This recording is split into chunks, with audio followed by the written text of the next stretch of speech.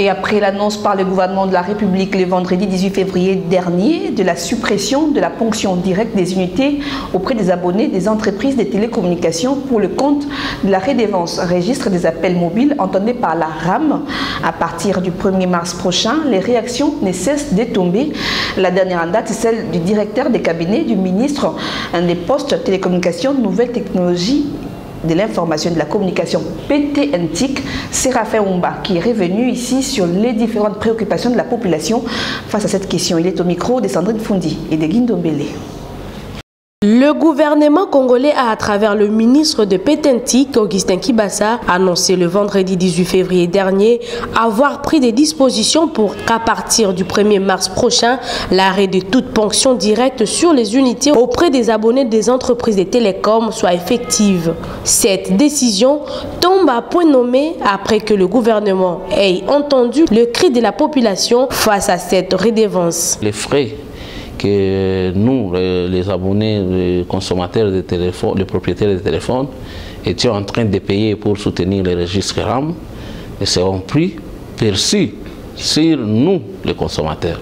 Ça sera, j'avais dit l'autre fois que le business model allait changer, et aujourd'hui, l'État a trouvé d'autres mécanismes pour financer et maintenir les registres des appareils mobiles.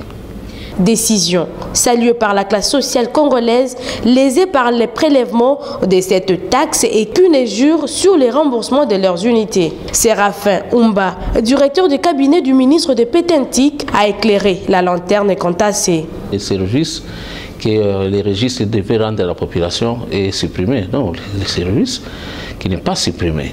Donc aujourd'hui, l'État congolais ne ménagera aucun effort pour traquer les téléphones contrefaits. On va continuer à le faire.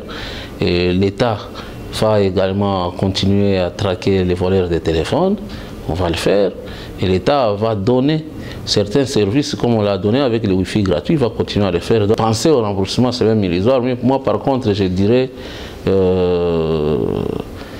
on a perdu par ce fait seulement la fierté d'être congolais, la fierté de dire qu'aujourd'hui, si on est en train de traquer les téléphones dans mon pays, j'ai contribué.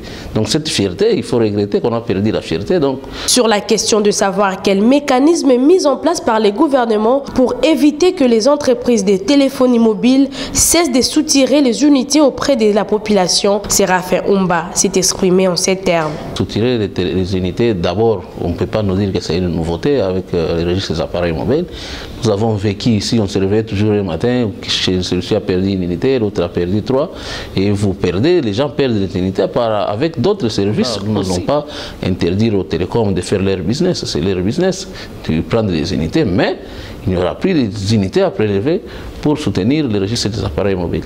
Pour rappel, le registre des appareils mobiles avait été instauré le 20 mars 2020 par le gouvernement congolais dans le but de permettre notamment à l'autorité publique de lutter contre la circulation des téléphones contrefaits.